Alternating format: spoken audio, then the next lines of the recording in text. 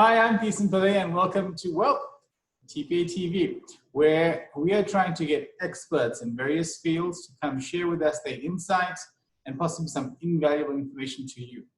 Today, we have Anasaya Sukdev, better known as Lisa. She heads up I Communicate. Lisa, welcome. Well done. Thank you very much for having me, Mr. Pillay. And thank you so much for getting the pronunciation of my company correct. What is I Communicate? I Communicate is exactly what the name says. We are a company that communicates. So we use various tools and mediums in order to do that. And it could be a social media campaign, it could be a PR campaign using both traditional and online media, it could be an event. It all depends on what the objective of the client is. I was looking at your bio for the last year. It's phenomenal in terms of its clientele, the kind of eventing that you were engaged to do. Don't you want to share with our viewers a bit of what your last 12 months pre-COVID-19 looked like? You know, as an entrepreneur, the most important thing to do is build a network. And then what you want to do is create momentum by establishing your reputation and then generating business from there. So I Communicate is actually going to be a year old on the 1st of July this year, so not too far away from that. But in the months preceding COVID-19, we really did well. And we saw Isn't that the putting launch mildly? I mean, if you look at what you've done, share with us what you've done. You know, we did work for a Pan-African company, which is called Wipro. We did work for Forbes Leading Women, the summit that hosted over 1,000 ladies for a conference and a gala dinner. Wasn't it one of the last few conferences that were just made? Yeah, literally. So COVID-19 broke on the eve. COVID-19 was announced on the eve of the Forbes Leading Women Summit that was in Durban. And yeah, I remember sitting with the organizers and having a discussion about whether we pulled the conference or not on the eve of the conference. So it was interesting times. But, you know, we've got such a variety of clients. I mean, we launched the flagship store for Butcher Block. We did the launch of one of KZN's digital radio stations, which is Megazone. We have a client called iHappify, they actually sell happiness. That is the gist of what they do as a business. TPA Legal is a long-standing client of ours as well. So there's a very diverse range of clients that we handle marketing and communications for. Okay, so the first, sorry. Yeah, you said you were in the I Communicate is just under a year old, but this, from what I understand, I mean, this is not a year in the industry. You have something like 20 years plus in the industry. So my collective experience, yes, is just over 2 decades. And I have been fortunate to have worked for the largest regional radio station in KZN, which is East Coast Radio. I then moved on to your largest shopping center in the Southern Hemisphere, which is Gateway Theatre of Shopping. And my last stint was at one of the largest hotel and gaming companies, which is Sohosan. And so I take great pride in the fact that I have worked in the largest companies in the industries, and I took away with it immense learnings, and I was allowed to apply my trade very effectively. Okay, so by all humility, that makes you, well, an expert. It's glad to have you on with us and to have your expert knowledge and insight. So I want to ask you a few things relative to COVID-19 and what businesses should do, what businesses, warning signs, things that maybe they should look out for. So yeah, you could just share with us some insight on that, or on your views going forward with COVID-19. What should businesses be aware of? Thank you for the opportunity, and I hope that the information that I share will be invaluable to your listeners and your viewers. Okay, so first off, I mean, how should brands position themselves? I mean, with all of the brands, the major brands now, major companies we've heard of being going under business rescue, some have already closed their doors. Businesses are quite fearful about what the future holds. So what would your advice be about how brands should position themselves pursuant to recovery? So one of the first things I would say to any brand, marketing managers or anybody that heads up the marketing for a company are very passionate about their marketing strategies. The status quo has changed. This is completely unprecedented, as we all know. So any plans that you may have made prior to COVID-19 certainly needs to be relooked. You definitely need to either change how you're plugging in your communication. Alternatively, you need to do a pivot. So one of the first things I would say is, when people are putting together, let's take social media ads, for example, or a newspaper ad or something online, look at your imagery. Because one of the first things people become critical of is whether a brand is being relevant.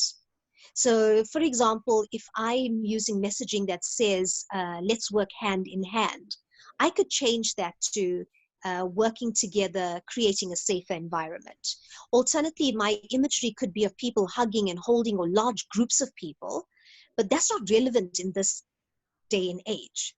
So, for example, when I go walking every morning, I see this this street pole ad, and it says, human interaction is best. And every morning when I look at that street pole ad up there, I think to myself, well, not in this day and age. Because we know that we require social distancing. We are in a low touch economy right now because we're limited in how much we can engage with each other physically. So the first thing I would say to any business, any brand, make sure that your content and your messaging is relevant. Adapted for now. Absolutely. And the thing is, your market, this is the time to build your relationship. So for example, you have a business and you've been communicating a message, you've been creating brand awareness over a length of time. Wonderful.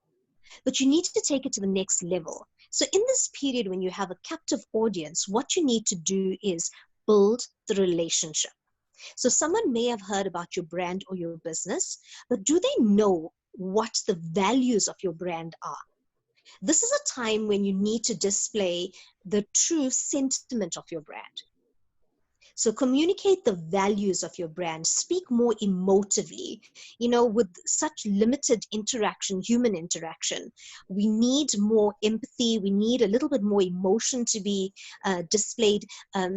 So I would say, more important than doing anything else right now, you need to communicate what the values of your brand are. So if I have to ask you that question, sorry, go ahead. No, that's fine.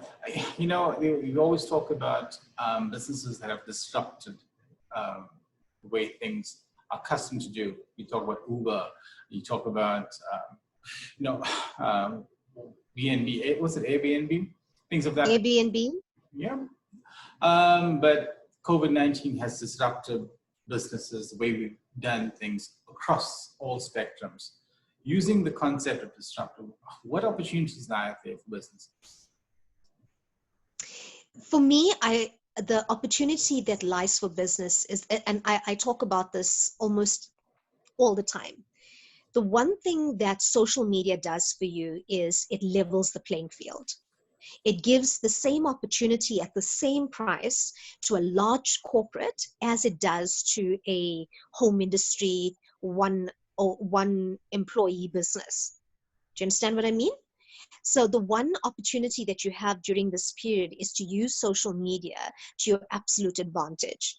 And that's not just doing Facebook ads or LinkedIn or Instagram, but I'm talking about you could very easily plug and play. You could be doing blog articles for your website. You've got to create as much of a presence online as possible, because literally people from their couches or their beds, people working from home, there's some people that aren't working. People have a lot of time on their hands, and the first place people will go to find information is online. So what is your online presence? Are people able to find you on the first page of Google or the first two pages? So your product, your what you do, and your location, etc., are all of those easy to find on Google? Because if people type in your name, or if they type in the service that you provide, if they don't find you, they're not going to continue looking for you. So you've got to make yourself as visible as possible to the consumer that is searching online. Okay, let me ask you something else. How are the needs evolving and behaving changes? I mean, what's likely to stick? Sorry, say that again, sir. How are needs evolving and behaviors changing, and what's likely to stick? Okay, so think about so I'll use an example. Checkers have done a fantastic job, right? So within 60 minutes, you can have, if you provide them your grocery list, within 60 minutes, it will be delivered to your door. So they've taken a disruption and they've used it to their benefit. So the need of the consumers changed. Whereas previously a consumer would make a list or walk into the store and impulse buy from here to Timbuktu, that's changed. Now people can go online. Need to adapt. Correct. A business has got to make it as easy as possible for their consumer, not just to find them, but to transact with them. Look, we are realistically, on some level, moving quite slowly, but certainly into a recession. Well, that's what the analysts say and the economists. We've been in a recession for a long time. This might be a bit more serious. Any advice on how your brand equity can support its price point? So, if you ever read a book, it's called Legicide. There's a saying that what got us here won't take us there. That is just the truth. So whereas previously you may have priced yourself, you used a certain equation to set your price point, that would definitely need to be revisited now. Because whereas your cost for an item or a service was X previously, it's definitely sitting at Y now. But what you've got to also do is make sure that you don't price yourself out of the market. And the easiest way for you to understand what people are willing to pay for your service or for your product is to ask. And that can be done with online surveys. It can be done with a focus group. Or if you just ask a trusted group of people, they'll give you the answers that you're looking for. I remember going to the butcher last week, and there was a sign up that said that they have tried not to increase the price of their meat.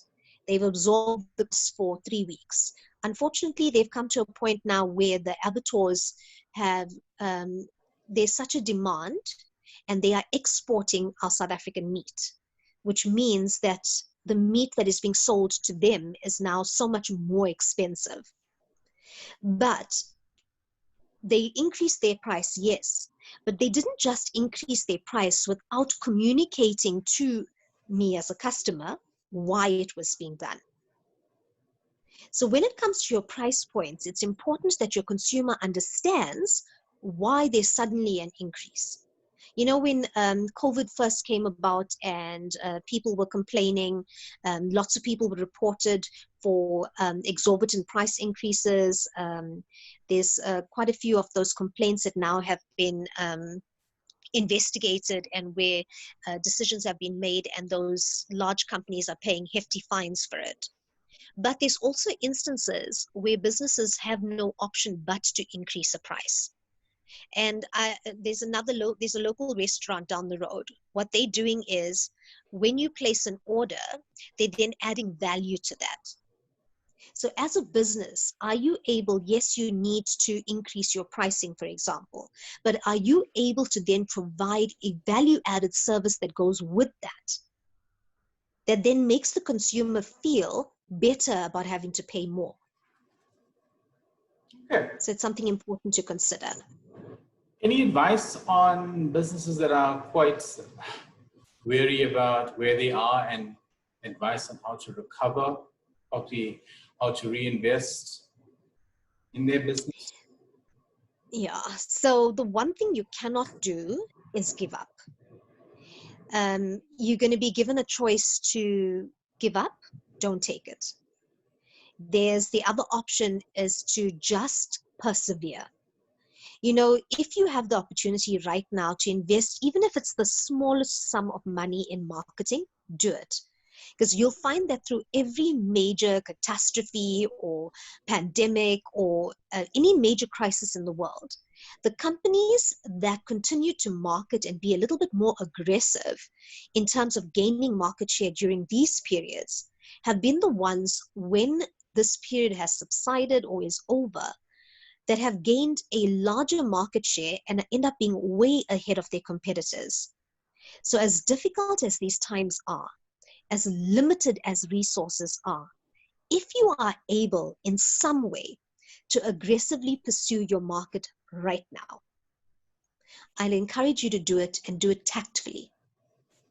So the last thing that you want to do is try and use this COVID pandemic in a way that's going to be detrimental to your brand. South Africans can be very unforgiving, and I can guarantee you something, the South African market don't forget in a hurry. So you want to make sure that your messaging, when you are marketing your business, it is tactful, it's empathetic, and it's done in a way that your consumer becomes endeared to your brand. Okay, so now is not the time to go out and say, we are the best, we are the favorite, we are whatever, whatever, whatever. Now is the time to go out and find some kind of alignment and empathy with your consumer. You know, we often hear, well, in your industry, you have the famous word, customer centricity. Is there any relevance in this day and age? It is most relevant. Sometimes you find businesses will have processes that are centered around the business, what works for the business. If that's how you operate, you need to change. The customer is the center of your universe. You need to work around what is most convenient and most attractive to your consumer. If you want to know more, I encourage you, I'll actually put up an article later on this week about customer centricity. It's vital. It's vital not just to the survival of your business or your brand, but to you thriving. You know, people do business with people that they like. That's a fact. When a consumer is comfortable with the brand, they become loyal to that brand. More than just becoming loyal to that brand, they become advocates of that brand.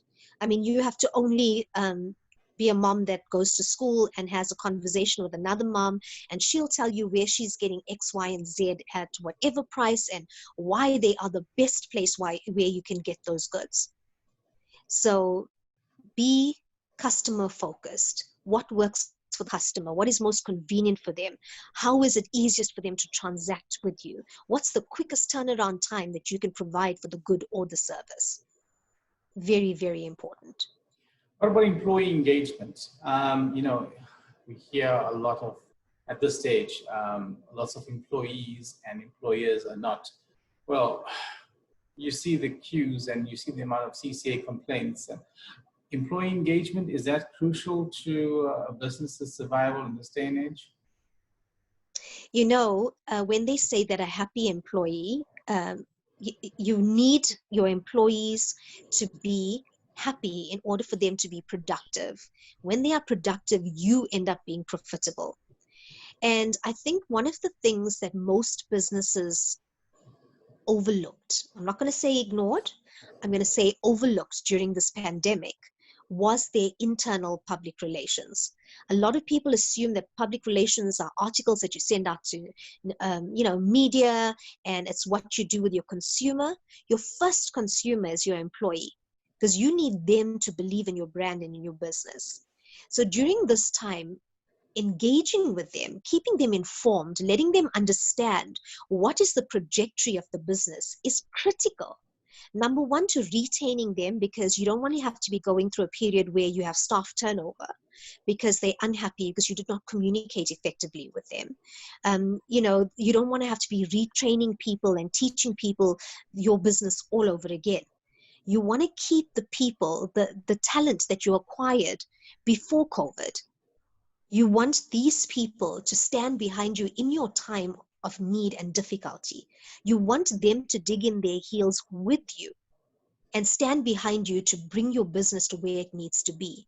So critical to the advancement of any business and their reputation outside of the four walls of the business is engaging with your employees, being upfront with them. For example, I know I have a client who did a collective call with his staff, and I had the utmost of respect for him doing that, saying, guys, I'm not sure how much we're going to be able to pay you guys, but let the administrator know how much you guys really need right now until we get the UIF benefits sorted. So having a conversation like that, where they know exactly where they stand, it's critical to that employee, number one, appreciating the business, and number two, continuing to provide their talent and their skill and their ability to the business. So very, very important. One last thing, all businesses now are tightening up the strings, just trimming the fat where they can. And often in this process, generally things like legal and marketing and all this gets cut off. How important is it to not do that?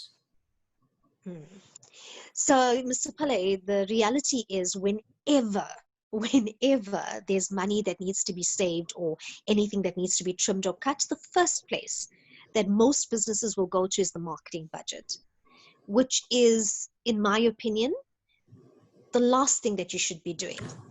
Because the less you market, the less you are able to reach a market and penetrate a market and gain market share, which inevitably converts into rands and cents. So what I would say is, even if you are trimming a bit of your marketing budget, take what you've got and apply it in the most effective way that you can. During the lockdown level 1 and 2, for example, I would have advised my client that had outdoor, out-of-home advertising to pull it, because there was no point. Okay, so those are your big billboards and things like that. We know, for example, that large numbers of people are not necessarily going out and buying a newspaper, but we know that people are online. So there was a survey that said there was a 50% increase in website visits during the first week of lockdown. So we know this. So use your spend wisely where your consumer is, where they have an appetite to read, to listen, to engage. So that would be my advice. Lisa, thank you so much. Whatever you said was absolutely insightful. How does one get in touch with you? Very easy. Communication is what we do. So we are on all your social media platforms as I Communicate. Alternately, people can find me. It's Lisa, Lisa Sukdev, and I am very customer centric. So I have a cell phone that is available that people can contact me on at any point in time, 083-937-4171. So I look forward to engaging with anybody that reaches out. Thank you once again, and we're blessed to have had you. Take care. Well, thank you for having me, and congratulations again on TPA TV. Take care. Bye.